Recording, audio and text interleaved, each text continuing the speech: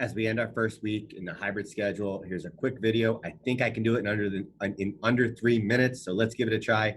I just wanted to connect and ask the question, what did we learn this week? And share some of the things that I learned in my travels across campus and engagements with you and engagements with students.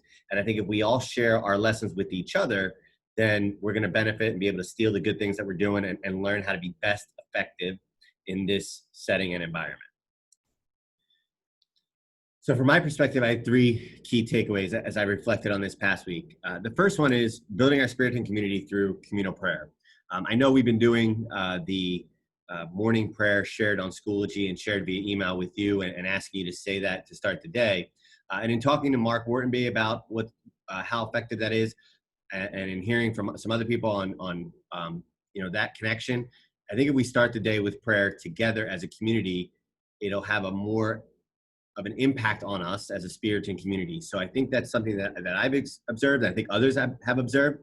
In addition to that, I think praying with our students is really important. You know, we started this year with one of the reflection questions in the summer about how is our classroom spirits in. Well, the presence of prayer in a classroom is a good starting point there. So hopefully we're praying with our students in each class as we start classes. I think that's an important thing. Next, the importance of planning, which we all knew, but I think the next part is the difficulty of planning and sort of knowing that some of our plans are going to fall short. I think the best example for me personally was the planning of back to school night, and I shared that with you at our meeting. It doesn't mean we need to stop planning. We need to plan because if we have a plan, it allows for an easier pivot versus, hey, this is unpredictable and we're just going to go with the wind. So planning is so important, but also recognizing that it's difficult and allowing ourselves to fail and change or pivot when needed, and sharing that with our students is never a bad thing. You know, that vulnerability that we're struggling at times in this as well.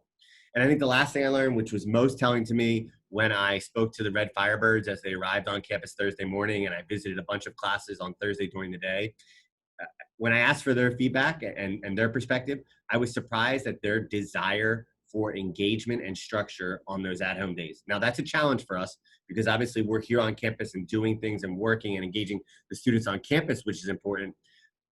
So how do we give them the engagement and structure they're looking for? And I think the first step is effective and good communication. Some of them said that they were receiving their assignments sort of at the same time as the class. And I think that is my fault because I thought in communicating with you that, hey, let's do it at the class period. I think we need to get it to them ahead of time. You know, if they're going to go to a Zoom, they should know that Zoom is going to happen maybe on Sunday night or Monday morning. This is not a requirement, but I think for now, in hearing that feedback, we might want to try a shift here. If it's not something that works for you, let's talk about it. Let's discuss. But if we try that shift and we can see good outcomes, then maybe that piece of feedback that they're giving us is really good, and we get them to plan for those 2 days at home ahead of time. Now, they might not be able to do certain things, like they can't just log into the Zoom session then. They have to wait until their class session, but they know that that's coming up and they can put that into their day. Or if you want them to do something at a certain point in time, giving that in the heads up ahead of time so that they can plan their 2 days would be a really helpful thing for them as well.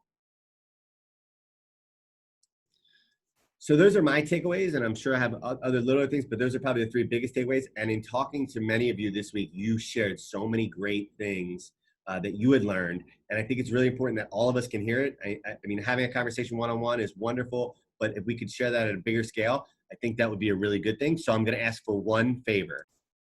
Let's keep talking.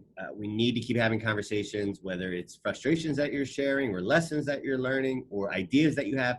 Let's keep talking about those things that are on your mind.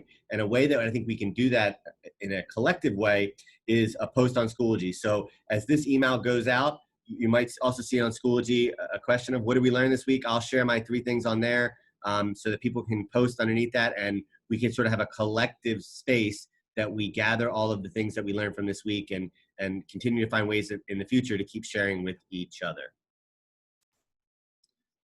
I look forward to hearing from you. I hope you enjoy your weekend, get some time to disconnect and recharge. We know how important that is. So take care. Happy Friday.